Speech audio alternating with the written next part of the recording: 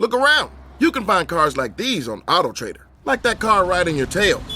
Or if you're tailgating right now, all those cars doubling as kitchens and living rooms are on AutoTrader too.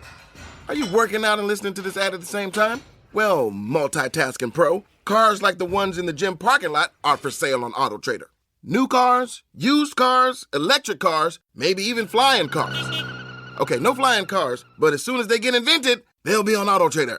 Just you wait. AutoTrader. Every Pokemon Episode Ever podcast is now on YouTube. Go on YouTube and search Every Pokemon Episode Ever podcast and click that subscribe button to never miss an episode.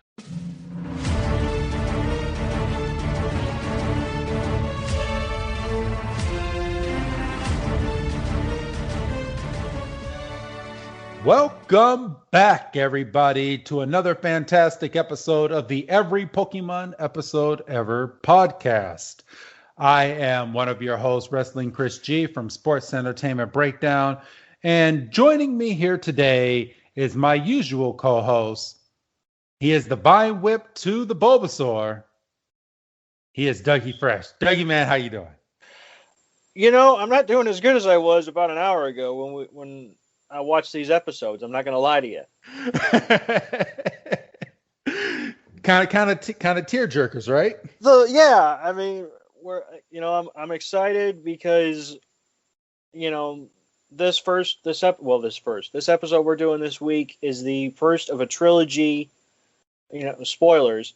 Where Ash goes on a bit of a catching spree, and of getting all three starter Pokemon, no spoilers. And we are, again, a little peek behind the curtain. We're attempting another batch recording. Yes.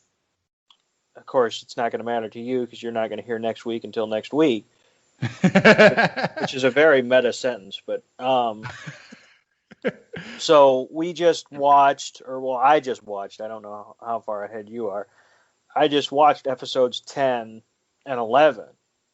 I watched these episodes last week, and I'm hoping my mind is as fresh. Well, luckily, we kind of watched these again as we're reviewing the episode. Right. So, that's something we didn't mention off the rip. This is the 10th episode.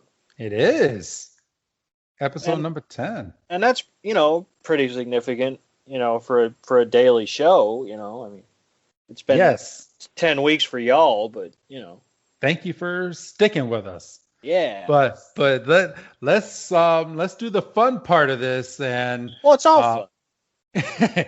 Well, this next part will be fun.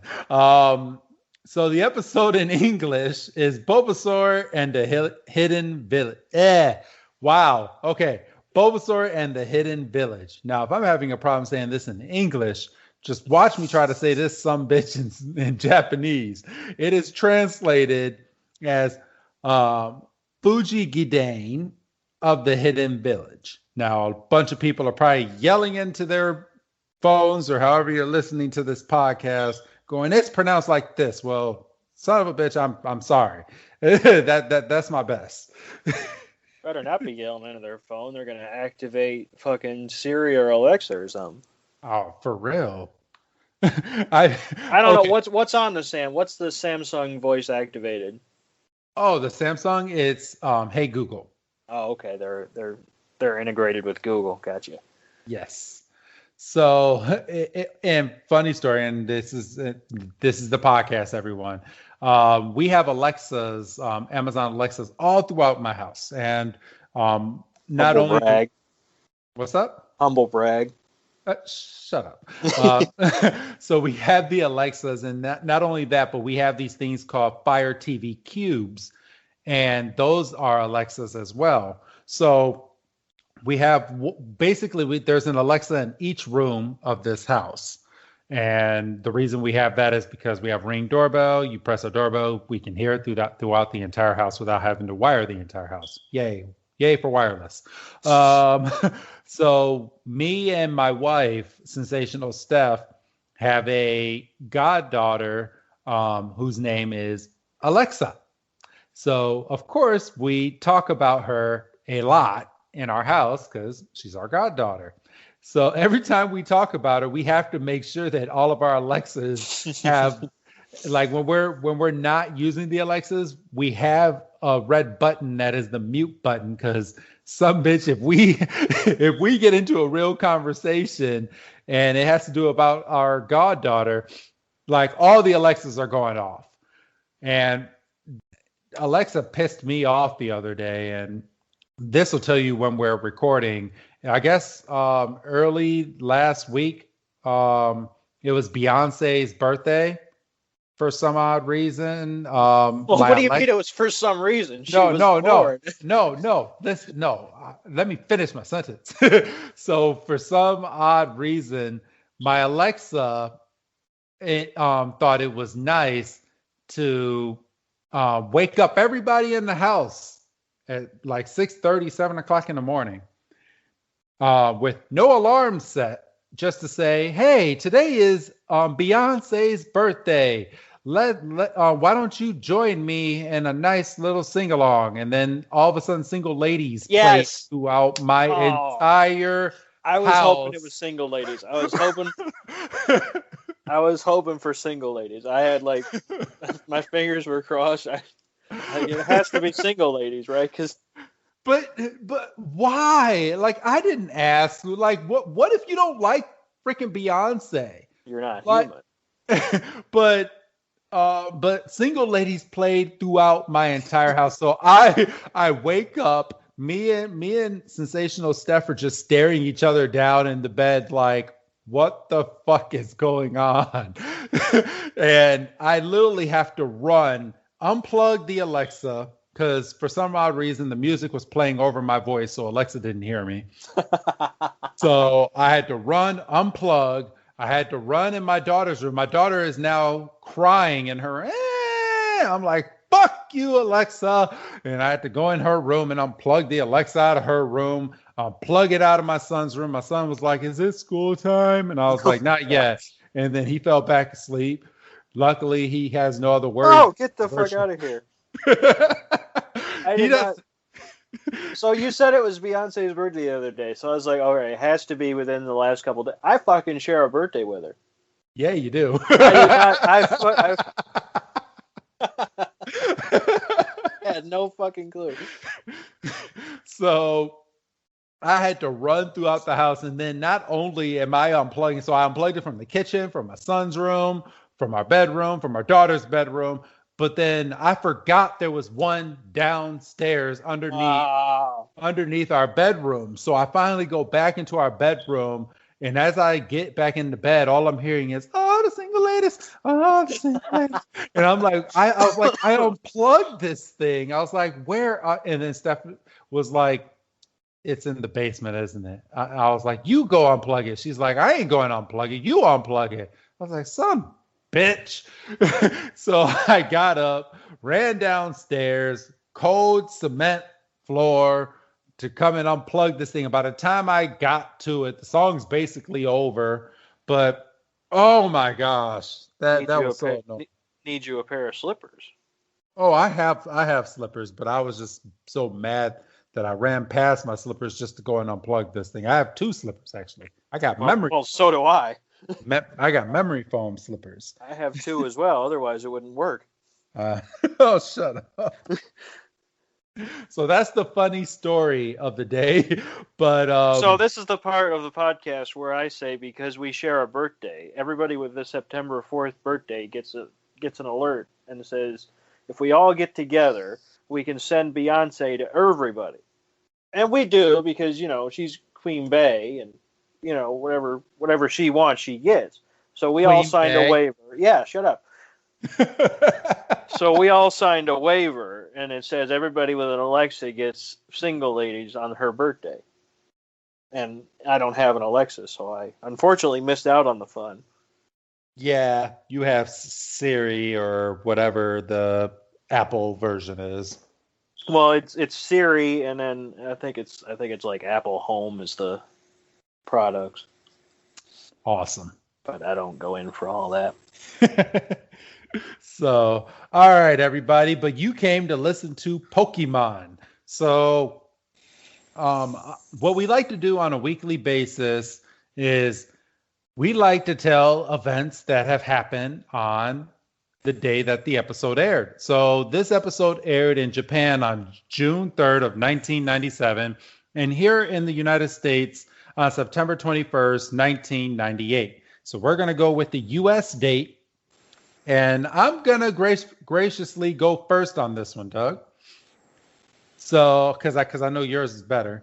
So on this day in 2004, Green Day released their album American Idiot, which of course had the title track of American Idiot, which was everywhere. Yes, you couldn't go anywhere without hearing that damn song. I mean, that was fucking high school for us. I mean, what it had to be, right? Yeah. Especially for me. I was an American Idiot. We don't have that kind of time, Doug, so we're going to move on. Man, that's another episode. So, yes. Yeah, I mean, that's a great album. You know, American Idiot was the title track. You also had Boulevard of Broken Dreams, Wake Me Up When September Ends, you know. Good fucking record. So 2004, yeah, this would have been freshman year. Yep, the start of freshman year. Yeah. Woohoo! Wow. Actually, this is the start of freshman year because we went back to school at the end of August and we're recording this at the beginning of September. So this came out right when we were freshmen. Awesome. Wow. Man, we're old. Jesus Christ. So, all right. So that was my day, but we like to give two. So me and Doug pick one apiece. So Doug, why don't you tell your nice date? So on this date in 1955. Whoa. Yeah. Rocky Marciano had his last title defense against Archie Moore. And he won that fight by... Okay, why did it... If you go to the bottom of the table, that should be the end of it, right? No, that's the start. So he won that fight by knockout in the 9th round, 1 minute and 19 seconds in, and that was and he finished his career at a perfect 49-0, 43 of those fights being by knockout. And of course, that record stood, I believe, until Mayweather. Yes, Mayweather was the one that beat it, but I really don't. And people are gonna shit all over me.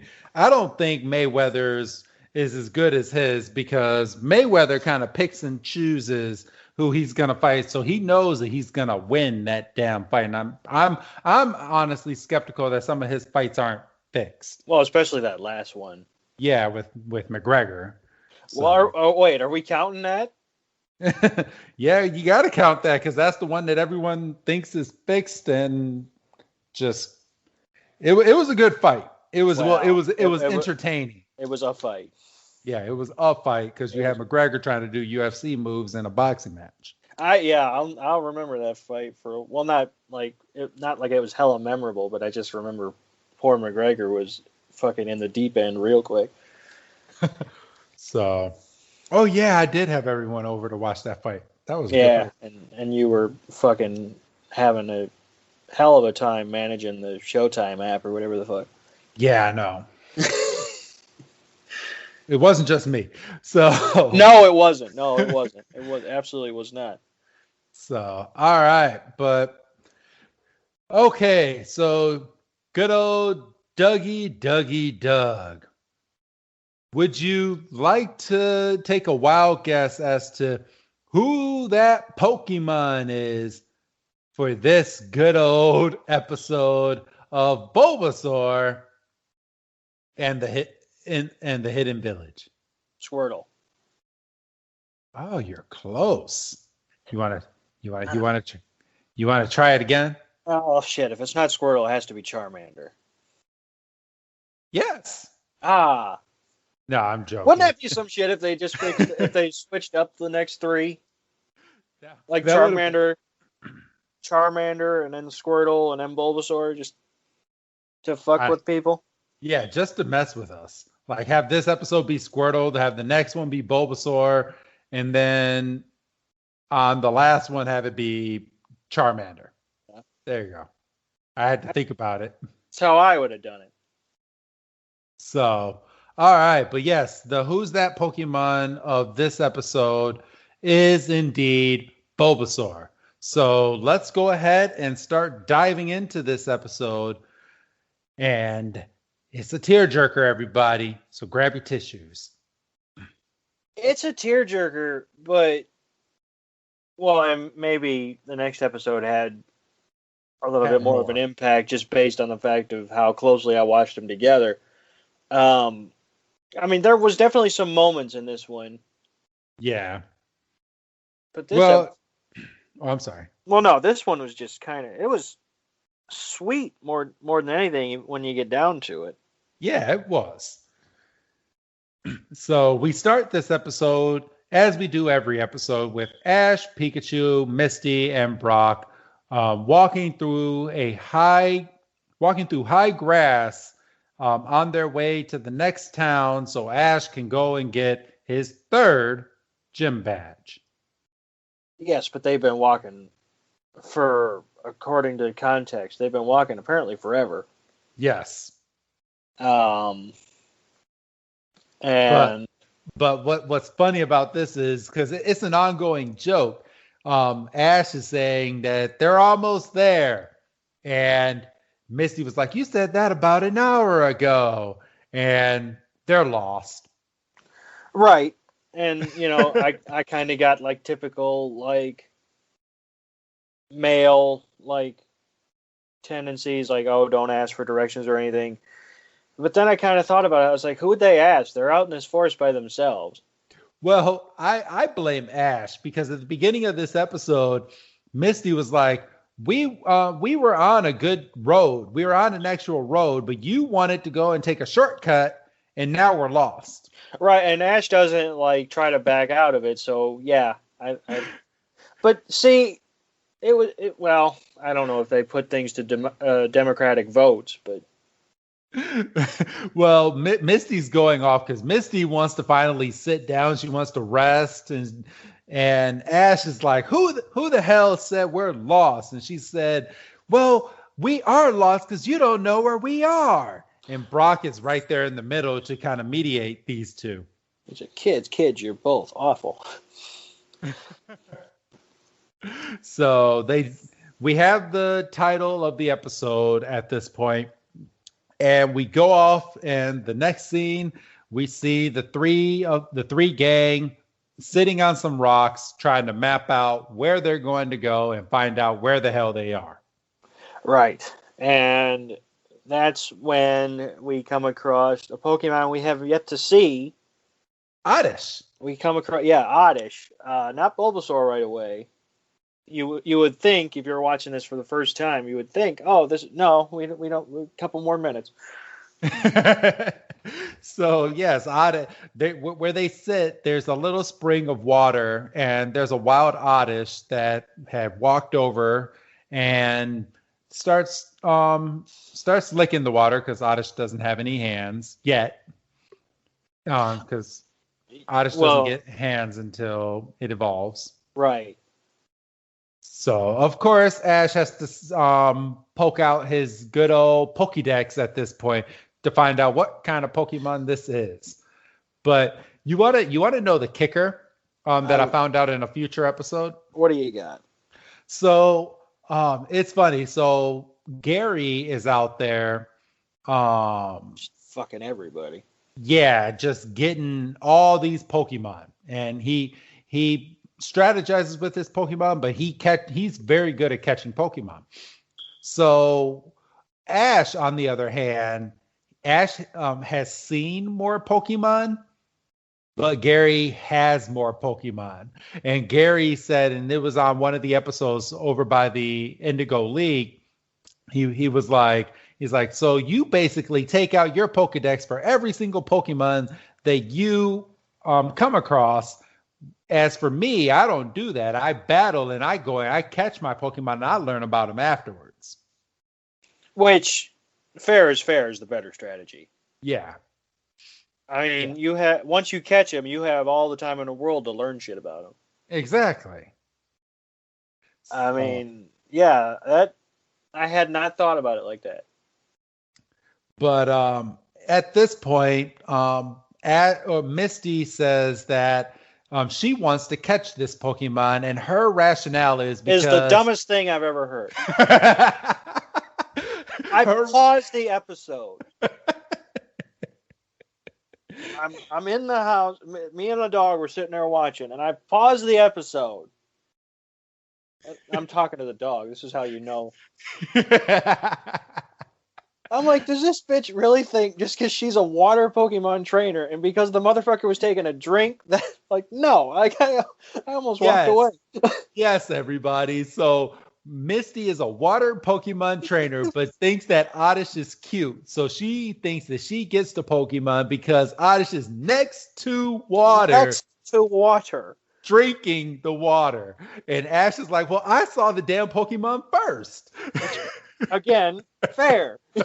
I almost walked away. I was like, can I just skip this episode? I'll just start Charmander now and come back. Like, I was like, that's fucked. Like, and then Misty jumps in front of Ash and sends out her fucking Starmie. Doesn't she have a Staryu? Didn't we just go over this? Why the fuck does she need to use a Starmie on a damn Oddish? I don't know, but I'll tell you what, the Starmie's getting the shit end of the stick. I think that's gonna be the that's the gag. Yeah, the gag.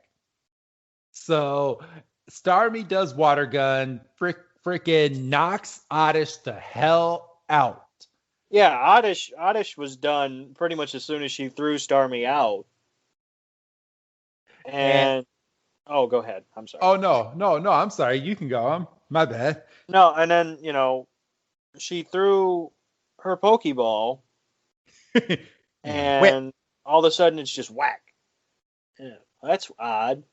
Well, what the hell happened? And then I see what you did there. I wasn't gonna do it, and I was like, "Well, it's right fucking there." And then you see a Bulbasaur, and Ash. Well, and I don't love doing this, but they present him to me so frequently. Ash has a moment where he's like, what the fuck is that? And then it's like he blinks, and then he goes, oh, it's a Bulbasaur. Like, wouldn't you know, like, as much film as he apparently watches, wouldn't he know a Bulbasaur? And of course he pulls out his fucking Pokédex. Yeah, like, that's one of the starters. Like, yeah, and he went there, and he originally wanted a Charmander, okay? Right, and we'll cover that again next episode. Yes, so he wanted a Charmander as his starter Pokemon, but his second starter Pokemon that he wanted was a fucking Bulbasaur. Like, how the hell do you not know what this damn Pokemon is? Especially those three, like, because what was it, the welcome video or whatever? Yes. Because his mom was like, well, if you're going to stay up, watch this. And, like, I assume that was on for at least a half an hour talking about the three. So he would know those without having to bring out his Pokédex and learn some bullshit random fact. Yeah. It's a nice fact about the bulb on his back. And, that's fine. I'd fucking die if Ash was one of those trainers where he's in the middle of an Indigo battle and then it's like, oh, I haven't seen that Pokemon, and whips out his damn Pokedex in the middle of a battle to find out what that Pokemon is. Yeah. But as we were saying, this is the part where Starmie gets the shaft, and at this point, Bulbasaur is pissed, defending Oddish, and goes and tackles the mess out of Starmie. And Misty runs over, and in this freeze frame that I have on my computer right now, I always thought that Starmie was like this, like, stiff Pokemon. Like the Pokemon's just stiff and it doesn't bend or anything besides the head that squirts out the water. Okay, come on now. Come on. So Jesus fuck. I actually didn't do that one. Bullshit. So anyway, the freeze frame that I'm on right now, the dead Starmie has all of his legs just all sorts of bent and out of shape and just nah. Be ashamed of yourself. So then Ash goes, well, you're taken care of. I'm going to call out Butterfree and we're going to get this sorted out. And then Butterfree uses sleep powder or whatever. Forgive me if I don't get the fucking... But that's what it was. Yes. And Bulbasaur is on some, like, A1 gangster shit. Because he just says, Habu! And he fucking pulls in a breath and blows it back at Butterfree and knocks Butterfree out with his own damn powder. Like just out of nowhere, just takes in a deep breath and just goes, bleh, and freaking kills Butterfree. Like, Butterfree and Starmie need to stop battling at this point. Like, they never win. Like, Ash, you need to train your Pokemon. Well, and that's what it breaks down to, right? And I mean, you know, the last couple episodes, we basically had trainers call out Ash for his suspect training methods. And he kind of laughs it off. And you can kind of excuse it as a viewer because you're like, well, he is fucking 10.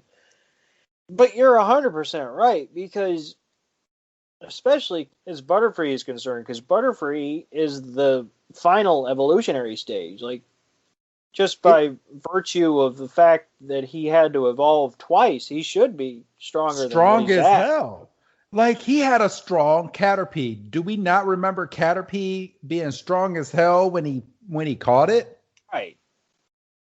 So yeah, I mean, there's definitely some lax training methods for old Mr. Ketchum. Exactly.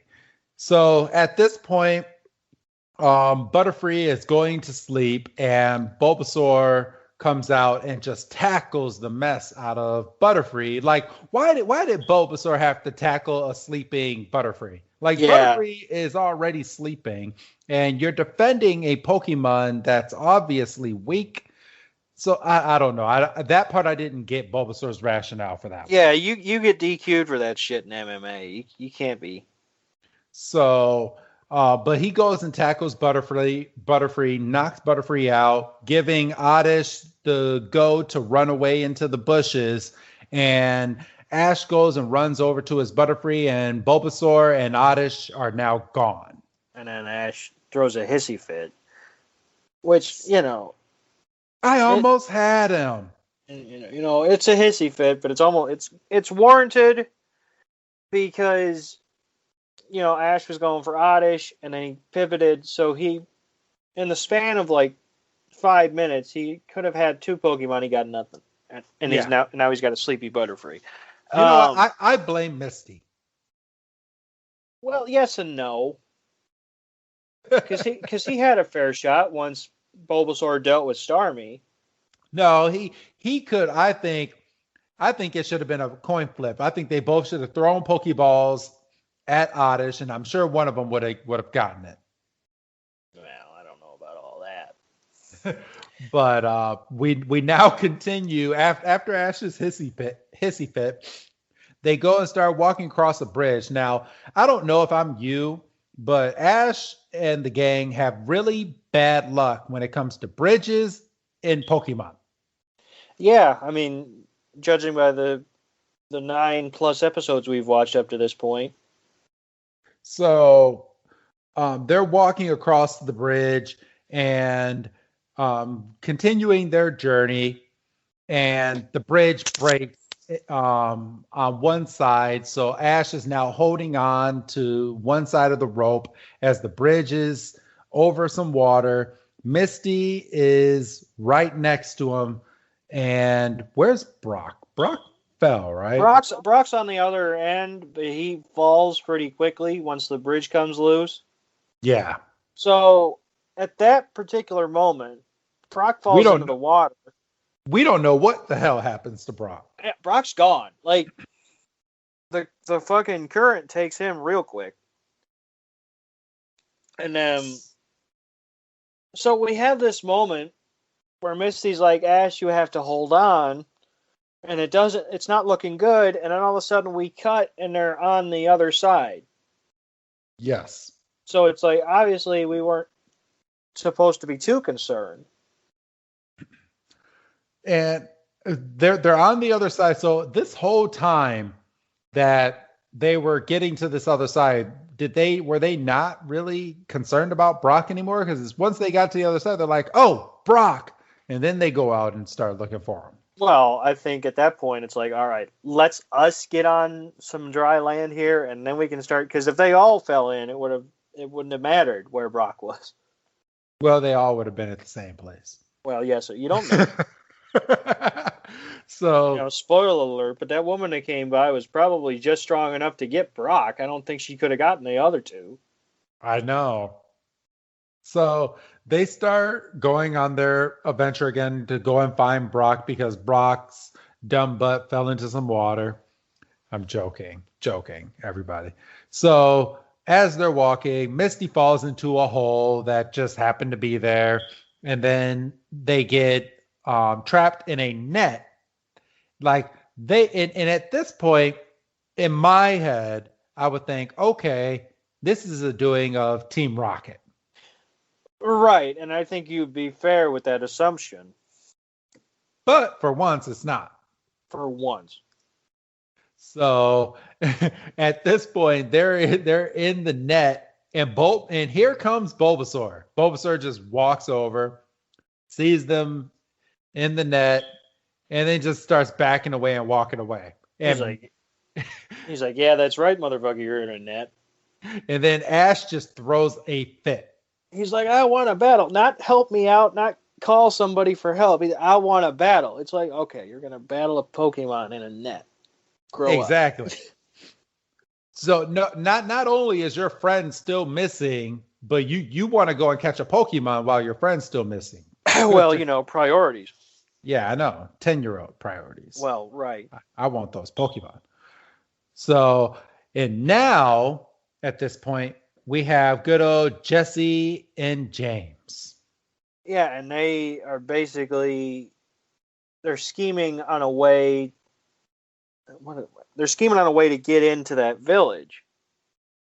Yes, that Ash and Misty know nothing about as of yet. Right. So it was kind of an out of context moment because as a viewer, again, you kind of have to put yourself. So you're like, what village? Because all we had for context as a viewer was as they were walking across the bridge, Ash goes, I'll bet you there's Bulbasaur all over this place. Yep. And apparently it's nowhere on any kind of map or anything.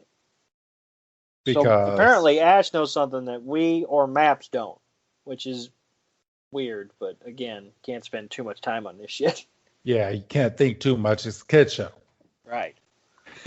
So, and at this point, it seems like it's probably been about an hour or two because Misty and Ash are now sitting comfortably inside of this net. And here comes good old Brock looking dry as a whistle and just lets them loose. He cuts them down and, obviously it hurts because you're falling from I would say a significant distance. And I mean, you can see that Ash and Misty are hurt, but Pikachu's knocked for a loop. And then that's when we're introduced to this Pokemon sanctuary kind of deal. And he also says that he was rescued by this girl. And then that's when we got the flashback of him floating down the river and this woman, I'm saying woman, but I'm not confident, picking him out of the river, which again, I maintain my fact that had all three of them been floating, one of them would have been gone. At least one of them. Yes. So, we're kind of introduced to this sanctuary. It's not a Pokemon Center. No, but it's a nice place where Pokemon come to recoup after being injured out in the wild. Right, and she makes clear that she's not a doctor. She likes to tend to she's a hippie, is what she is. Actually, she is. That was my first thought. Like, I'm sitting here, and I just out loud again to the dog and nobody else. I said, hippie, and I just moved on with the episode. And Brock is smitten with this woman. Yes. Or let's see. Kind of. I'm gonna say woman, but again, I'm not confident because I had to remind myself. I was like, Brock's 15. He is. Right. So Brock is 15, and we don't know how old this girl is, but I mean, well, we can't really call her just girl. Her name is what? Melanie, right? Melanie. I was gonna say Okay. she did have a name. Yes. So Melanie, I don't know. I couldn't really say without doing too much digging. I don't think Melanie has an age, but she has to be older. Well, she has to. Well, yeah. I mean, she has to at least be. I mean, she has to at least be Brock's age. And that's where I'm saying, just so I'm comfortable with proceedings, because Brock's kind of a dick here. Not specifically right here, but a little bit later on. I'm trying to track where I am in the episode. No problem. I paused it. So where I am in the episode, they're back at this Pokemon. Oh, okay, I know that's where So he is a dick right here, because after they kind of get introduced to the rigmarole of the center, something is said to the point where, like, Brock loves, like, helping Pokemon. And Misty has this crack of, I'll bet you that's not the only thing Brock loves around here. And he fucking goes redder than a goddamn tomato. And at first I thought, is he fucking choking her? But he's got, like, his hand around her mouth, which isn't any better, but Misty cracks this joke just a few times, and Brock is just basically telling her, "Will you shut up?" Like, I might have a good thing going, but I've only known her for a half an hour. Shut up. She saved my life. I'm indebted to her. Fair point. I didn't think of that. So then we cut to Team Rocket on the same bridge. Yes. Which is not repaired miraculously from Ash and Co.'s adventures. And the other side of the bridge snaps. And then they all fall. And that's what Ash, Misty, and Brock should have had at the beginning of the episode. Right, but they're the protagonists, so they're okay. But we do get some man-on-woman violence. Yes, this is where Brock really goes off the fucking deep end, because Misty won't let up with this whole, you're in love with her thing. He punches her twice in the top of the head. And Misty, got this dumb look on her face, and he just wham twice.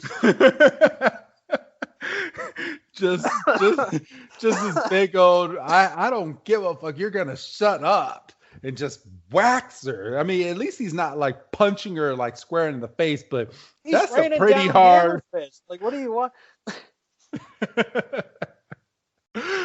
So it's just funny because Misty, how did she not get enough the first time when she got the big noogie in the head?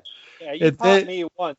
Well, I might keep pushing, but you are infamous for it, because you'll take, if your line is good enough, you'll take those 2 punches. Hey, sometimes you gotta. If it's good enough, I'll sacrifice. But yeah, so then we cut to Team Rocket basically having no luck at all. Because they keep falling into holes. But hold that thought, because it's Ash got in a dig at Misty for once. So Oh yeah. Brock was talking about how there's a bunch of different traps, like holes and nets and stuff around the area. And he says that, or Brock says, yeah, there's a lot of holes just dug in the ground to stop people from trying to come over here that are over in the area. And Ash goes, yeah, you'll have to be pretty dumb to fall into one of those, knowing damn well Misty dropped into one of them as they were trying to find Brock. Yeah, so Misty just isn't having a good couple of minutes here. This is let's get all the digs in on Misty that she's been getting in on us the past few episodes. So, well, yeah, that's basically what it was. So after we got through with Team Rocket's, montage of hitting every damn trap that's been laid out. Yeah, they went in the hole, they got in the net. They just had no luck. Yeah, so these traps, apparently she had a bunch of these traps because it was, I don't know if it's been revealed and I just grazed over it because I was trying to move along, or if it hasn't been revealed yet, but Melanie set these traps. Yes, she did. She does it to in her head to protect the Pokemon that are around. Right. Because one of the things that was said, I think, after Brock punched Misty the second time, was that Brock agreed on the group's behalf that nobody would catch any Pokemon here. Yeah, which is a dick move, Brock, because I don't care. I mean, Pokemon are Pokemon. If one of them wants to come with me, I'm going to catch it. Yeah, I mean, I understand his idea, kind of where he's coming from, but don't make that agreement for two other people that weren't there. Brock doesn't speak for the group. He's only been with them. Well, I guess a month now. Yeah, basically, but still. So then we're back at the sanctuary, and Misty is having a heart-to-heart with the Oddish from earlier. Yes, she really wants this Oddish. She does want the Oddish, but I think more than anything, she wanted the Oddish to understand she meant no ill will. But it's like, from Misty's perspective, this is a wild Oddish. Yeah. So it's not like she said, I'm going to take this Oddish and I'm going to pluck its leaves off or whatever the fuck. She just wanted to catch it. She gets like emotional, and Oddish takes his or her leaf, because I'm not sure what it is, but takes its leaf and puts it under Misty's eye to tear away the eye. So, I mean, wow, to wipe the eye from the tear. Man, I need to get better before we do our second run. And then Ash comes in, says some one-liner that wasn't necessary, and then Bulbasaur fucking tackles him. Yeah. Well, no, it doesn't tackle him. Tackles Misty. Oh, right. I thought Ash was standing in front of Bulbasaur in that scene. Yeah, so Ash comes over to talk to Misty, and Bulbasaur sees Oddish talking to Misty and remembers that Misty tried to catch it just minutes prior, or about an hour prior, and comes over and just headbutts and tackles the mess out of Misty's butt, just having her fly. And Ash, this must be a gag on Misty episode, because Ash is just having all the fun, just like getting all the lines in on Misty. But so Ash, he's frustrated with the Bulbasaur, obviously, from earlier, and then he, from Ash's perspective, this Bulbasaur just took Misty out unprovoked. So I don't know what he was about to do, but Melanie had to step in and been like, look, Bulbasaur's took it upon himself to protect these Pokemon. Yeah, basically be the bodyguard here. And he's not a fan of trainers in general, like full stop. Because you could see Bulbasaur was trying to, move Ash, basically move Ash out, which, wasn't going to work. And then Team Rocket shows up. Yeah. But you did it no justice, though, Doug. So when Bulbasaur actually tried to move Ash out, Bulbasaur literally put his head on Ash's leg, trying to literally push him away, like to get him to go away, because he does not trust any other trainer besides Melanie. And see, this is where I'm sitting here. If I'm Bulbasaur, bite him. I don't think Melanie would stand for that, though. Well, maybe not, but it would be a hell of a lot more effective than just pushing him with your forehead. Now, you see me, that would have been bad for me, because even though I wouldn't mean to, my initial thing to do if I get bit, like I used to walk for basically a living for the company I work for. And I've gotten bit by a dog before, and my initial reaction is to fucking kick the son of a bitch, even though I don't want to. But to get it off me, I kick. So that Bulbasaur would have gone flying, and me and Bulbasaur wouldn't have been friends. Well, yeah, but it's Ash, so Ash would have taken a bump. Yeah. But yeah, so then Team Rocket pops up with this goddamn floating stadium. Yeah. Which basically. I don't know how they get all this money, but they do. It would have been. This would have been nice if we would have got a scene to them getting this shit together. Because in past episodes, we've gotten scenes for them grabbing materials. Yeah, and why were they just walking over the bridge if they had this? Yes, exactly. But logic. But I don't know. But they drop the big ship, and out comes this scrawny little vacuum, which I guess has enough power to basically eat up everything that's over there. Yeah, it was gonna suck up all of the Pokemon. And wouldn't you have thought this with this big ass ship that the suction thing would have been a little bigger? Like just looking at this? Well, apparently what it looks like is deceiving, because it's about ready to suck up this whole sanctuary. Oh, true. Almost house and all. I mean, thankfully the house did. If the house would have moved, I would have I'd have quit. I'd have said I couldn't make it through. I got about 10 minutes in. I couldn't make it any further. It was too dumb. I moved on. So everybody is in the little hut except for Bulbasaur and Oddish. Bulbasaur has Oddish in its vines strapped to its bulb, and he's having trouble working against the suction. And Ash kind of comes out and does a teamwork push back to the hut, and that's when you can kind of see Bulbasaur go, all right, maybe this motherfucker's not too bad. Yeah, and Bulbasaur, he's helping Bulbasaur because Bulbasaur just rescued Oddish, because Oddish was the only Pokemon that was light enough that actually almost got taken away within all of these Pokemon that are over here healing. Which is kind of pathetic. So maybe you're right about the suction power of this vacuum. Unless the others were just that quick to get in that hut, but I don't know.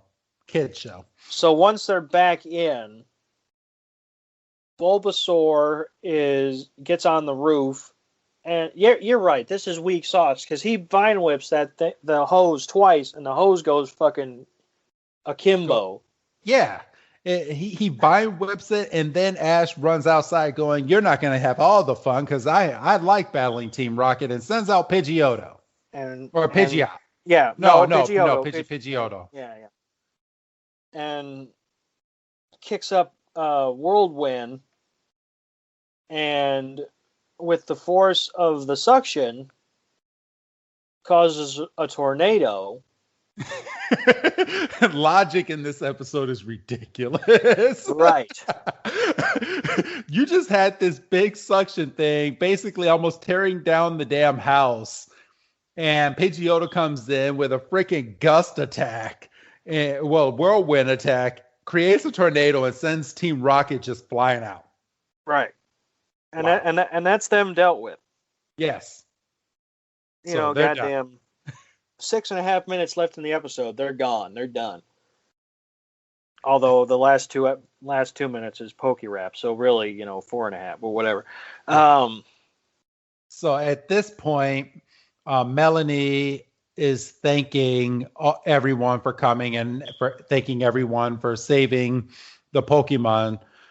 She also does not want anybody to know about the healing center because she doesn't want any poachers to come over there. Right. And at this point, Bulbasaur seems to have taken a liking to Ash, but actually has, I guess, some moral to say, yes, I like you and I want to go with you, but I'm not going to just go with you. I want to battle you for you to show me respect, basically. So I had an issue with this, and I'll explain to you why. Why? Okay, and we understand because we've basically been with this Bulbasaur for, I don't know, let's say 11 minutes at this point. Okay. We understand that this Bulbasaur is a fighter. Yes. And judging by the Pokédex entry, they are notoriously difficult to capture, so they already kind of have an existing fighting spirit. Yes. And like you said, this Bulbasaur has kind of turned a corner on Ash. But this Bulbasaur's rationale is, I'm not going to go with you. I want you to kick my ass. And then I'll go with you. And then I'll go with you. That doesn't make any sense to me. Yeah. Well, okay, I actually got this a little backwards. So, I mean, yeah, Bulbasaur is willing on going with Ash, but Melanie was the one that offered him up. Well, this is true. Melanie's like, well, Bulbasaur was here to protect, but, this village is too small. The bulb on his back isn't going to be able to grow. He needs to go out and experience the world. And to become stronger. Right, and I think Bulbasaur would be a fantastic traveling partner. And Ash was like, boy, would he? And he gets all happy. I mean, thank God those jeans aren't too tight. But yeah, I prefer what happens here with Bulbasaur to what happens with Squirtle a couple episodes from now. What happens with Squirtle is a total, like, throw your hands up moment. Yeah. So, honor of the warrior and all that. Ash agrees to the battle. Pikachu and Bulbasaur basically run into each other for a couple minutes. Bulbasaur throws out Vine Whip. It's when Misty has the goddamn line of the episode in the middle of the goddamn battle. After we've seen what Vine Whip can do, Misty, as Pikachu's in a Vine Whip burrito, basically, Misty goes, Vine Whip is Bulbasaur's special move. Hey, you almost turned the episode off. I would have, I could have quit there if we weren't already basically at the finish line. But it was at this point, freaking Pikachu sends off a really nasty Thunder Shock because he doesn't know Thunderbolt yet. But he sent off a Thunder Shock. And how weak does this Bulbasaur have to be, who is a grass Pokemon, to get just fried by this one Thunder Shock? Now, yeah, well, see, and that's the other thing, and this is where we could sit here, because it's like, okay, and again, we know this Bulbasaur in particular is a fighter and a protector and all that, but Melanie kind of tipped her hand, because she's like, this Bulbasaur hasn't been able to grow because this place is too small. So maybe by virtue of only being the, for lack of a better term, the guard dog of the sanctuary, maybe Bulbasaur is not all that experienced with that, because we know that it doesn't like trainers. No. So that would stand to reason that it doesn't seek out conflict, which would mean that it's not battling on a regular basis. So maybe at this particular moment, the Bulbasaur's bark is bigger than its bite. Yeah. And I think so, because all it took was one Thunder Shock. You get the classic shot of Bulbasaur with his Vine Whip out and then just gets fried. Ash takes his Pokeball, throws it over at the Bulbasaur. And I had a problem with this part too. They did the Pokeball really have to go to bloop, bloop, bloop, bloop? Like, Bulbasaur was knocked out. Yeah. Like, that's kind of, it's like, that's assumed. But, I guess you can't be changing up the animation this soon. But Ash then goes, "We did it! We caught a Bulbasaur!" and does his little peace sign. Didn't have a problem with this as much as I thought I did when I first watched it. Because I didn't remember the battle offhand. And I was like, what the hell are they going to do for 4 minutes? And I was like, oh, right. So. And then they're getting ready to leave. And then Brock basically offers to stay with Melanie. So, but she doesn't really allow it. And, Brock's kind of crestfallen. And, they walk off. And this is kind of a weird moment that I did track. At this particular instance, Bulbasaur's not in a Pokeball. No, he's not. He's out walking. Ash has a thing about letting his Pokemon just roam. Which, is fair. Especially, from the Pokemon's perspective, they fucking see Pikachu riding on his goddamn backpack. Yeah. So, for for all these Pokemon know, Pikachu is just a wild Pikachu that just happened to just jump on Ash's back, and Ash doesn't know he's there. Ash has treats in his pocket. That's why they get attacked by all these Pokemon. Right.